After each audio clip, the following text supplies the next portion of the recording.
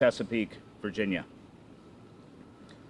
The unprecedented events and rapid changes brought about over the last 18 months has drawn our attention and focus to the importance of being able to provide and sustain essential services, products, and materials to our U.S. Navy customers, specifically when a critical supply chain has been compromised and strained.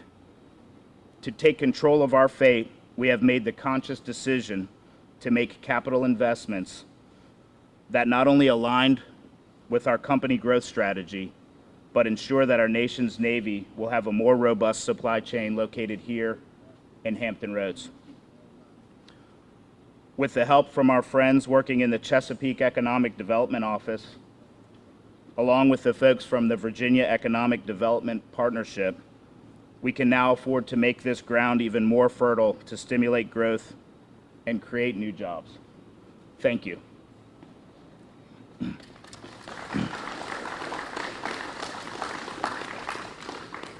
To that end, I would like to welcome to the podium Virginia's Secretary of Commerce and Trade, the Honorable Brian Ball.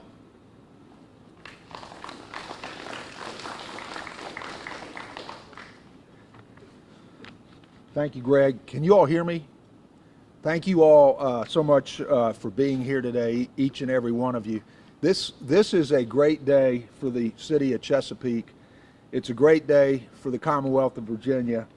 And what I want to stress to you as I introduce our next speaker is that economic development does not happen in a vacuum. It takes a lot of work by a lot of people at the local level, at the state level, even at the federal level. At the state level, we have our friends here from VEDP. Locally, we got my friend Stephen Wright, who works on economic development, runs that program here for the city of Chesapeake. And so it's a collective effort to bring projects like this to fruition. And of course, we work closely with companies all over the state to do that. And the other thing I've got to stress on this is that it takes, just as this doesn't happen in a vacuum, it takes leadership. And from day one, I've had the real privilege of working for a governor who has stressed economic development, not just in places to the north of us, for example, but throughout the state. He has told us that we need to work tirelessly to create jobs and capital investment in all regions of the state so that all Virginians can benefit from the robust economy that we have and that allowed us to survive COVID the way we did. And so with that, it's a real honor for me to be able to introduce to you our 73rd Governor, Ralph S. Northam. Yes, sir. Well, good afternoon. It's Friday, right? Everybody happy it's Friday?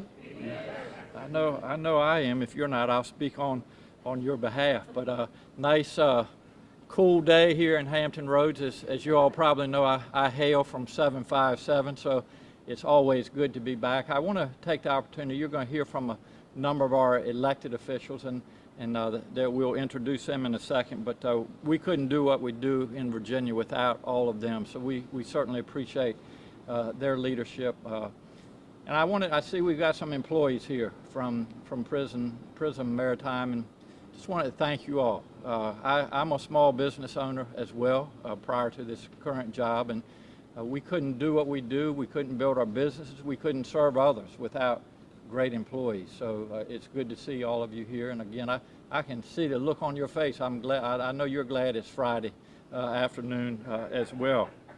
I got a brief opportunity to talk to Ron, and look forward to getting to know him better. But he and I share a little bit in common, and that we both served in the United States. And yesterday was a tough day for all of Americans. But as you all know, we lost 13 service members that were there defending our liberty, helping fellow Americans try to get back to this country, and also to help Afghans that had been loyal to our country. And so, as you all know, any of you that have served, in the military. It's a dangerous job, and we live in a dangerous world, but our hearts certainly go out to the families of those service members that were lost yesterday. Ron served in the Navy. I served in the United States Army. We actually served at about the same time, and it's interesting. I actually started in the Navy and was going to be a pilot. And then one day they took me in and said it'd be a good idea to give me a vision test, which I said, yeah, that's probably a good idea. Well, I didn't do well on my vision test. Long story short, I switched from the Navy to the Army, but we served during the same time. And so the moral of the story is if you've got bad eyes, then you become governor. So that's kind of what has happened. But I know he served on several deployments. I served during Desert Storm back in 1990, and really appreciate the opportunity to do that. I want to thank Secretary Ball too. This is all about economic development in the Commonwealth of Virginia, and he is our Secretary of Commerce, and along with his team have done wonderful work, and he's a very humble person, but Virginia is doing well economically. There's no question that businesses were hurt during COVID-19. We're doing everything that we can to get those businesses back on their feet. We have a program called Rebuild Virginia, but to date, through his leadership, we've brought in a little bit over $47 billion with a B dollars of capital investment, close to 90,000 new jobs in Virginia in the last 3 years, and something that we're all very proud of, and that is that Virginia was recently named the #1 state in which to do business, not for one, not for two, but for 3 straight years. And that didn't happen in a vacuum. It happened because of his leadership and his staff. It also happened, and this is important, I think, Ron, to your business, the #1 priority I hear from businesses that either are trying to grow or want to grow in Virginia or who want to come to Virginia is our talented workforce. And so we have really worked closely with our colleges and universities. We have 23 great community colleges now, some very close to here. We have a new program for those that are interested called G3, which stands for Get Skilled, Get a Job, and Get Ahead. It allows individuals to attend our community colleges without incurring any debt. It also helps with wraparound expenses such as transportation and childcare. So we are doing everything that we can to keep that competitive edge and to keep the most talented workforce in this country, and if we can continue to do that, businesses such as Prism Maritime will continue to grow in the Commonwealth. And so it's a pleasure to be here today, and the main reason I'm here is to thank you all and to thank Ron, but also to make an announcement that Prism Maritime has chosen to expand right here in Chesapeake, Virginia, an investment of $4 million, which is a big deal, adding 166 new jobs. Think about it, 166 more people that will be able to have good paying jobs, support themselves, support their families, and enjoy our great quality of life. So we appreciate Prism Maritime for being here. And Ron, if you could join me here, please.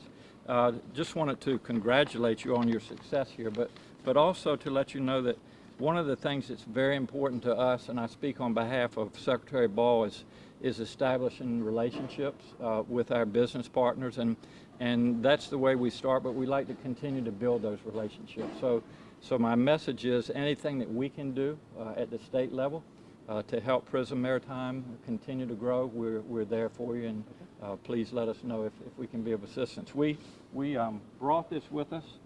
I'm kind of sizing you up here. Sometimes we offer flags, sometimes we offer wine.